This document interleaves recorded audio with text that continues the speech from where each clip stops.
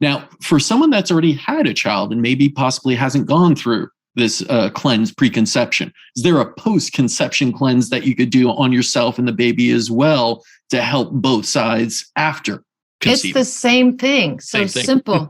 And I just wrote a book about this. So it's a real how-to guide. And so think about this information as it's definitely specific for conception, but it's also for life. Like we're going to have to learn how to adapt in different ways to how we behave because we're starting to be extremely sick. So, the United States is one of the worst mortality and morbidity rates in the world. And it's partly because of this unchecked use of chemicals. And when a chemical goes into production or manufacture in the Europe or the UK or some other country, they have to prove that it's safe before it's released. In the United States, we don't have to prove anything is safe. No, there's no oversight on anything. We only have to prove that it's harmful once it's here, and that's much more difficult.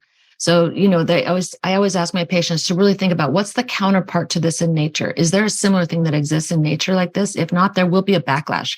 So, for example, there's, EMFs don't exist in nature. And now we have these in our environments that is not helping us neurologically. And there's, so you have to look at and respect that whatever is on this planet naturally is probably very safe. And what is here that we've put here is going to have some type of repercussion down the line. Yeah. And, even the food that we're feeding babies nowadays, I was reading that the FDA kind of limited the amount of lead within baby food, as if any lead is okay within baby food, heavy metal. Because parents, and this isn't organic baby food, this isn't all sorts of baby food. What can parents do? What is your advice for, getting away from that altogether? Is it to make your own food? Is it to go a different route with trying to feed your child? What would be your advice? Yeah, that's a really good question. And if you notice on most supplement bottles now, there's a warning on it saying this product, there's Prop 65 in California where they have to mandate that there's a certain amount of lead in everything. It's coming from the atmosphere. So it's circling the world in this atmospheric brown cloud from products of combustion in another part of the world that ends up in our soil, ends up in our food. So it's not that the company's doing anything wrong. It's that everything's got lead in it. So I always believe making your own food, if you can, is great. But I do believe that the heavy metal burden in the environment is something that's because it's atmospheric. So therefore, you're saying the detoxification pathways have to be really primed because you're not going to get away from it. You could minimize that and taking control of, let's say, cooking, doing things yourself, trying to, bring the best starting ingredients in. But what are some of the best ways you would say for a child to start to detoxify from heavy metals?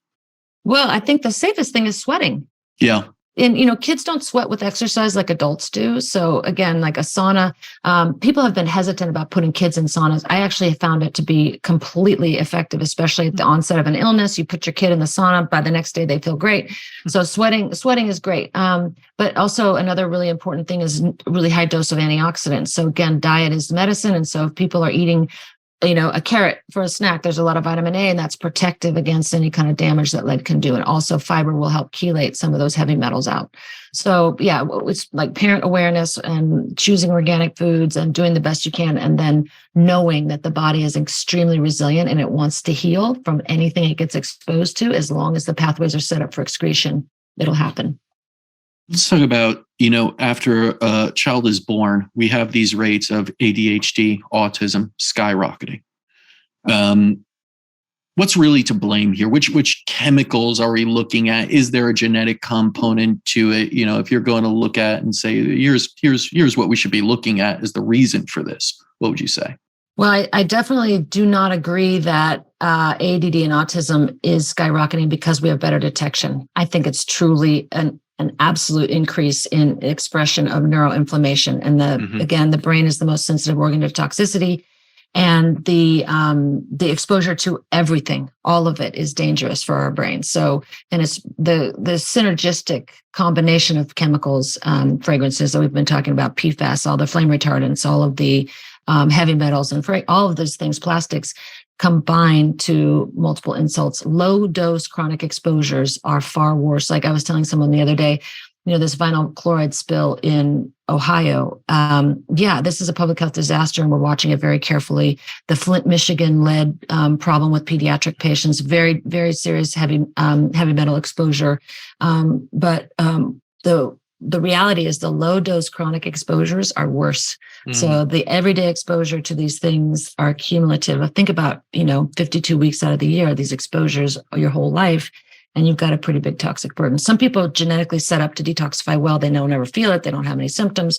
But for those who don't do that very well, or who are just overburdened, their bathtub is full and they're having symptoms, and it could show up like an autoimmune condition. It could show up as allergies or eczema or Right. I actually love it when things come out on the skin. People always want to put a cortisone cream. I'm like, no, that's actually really beneficial. You're lucky that's happening on your skin. It wants to come out. That's beautiful.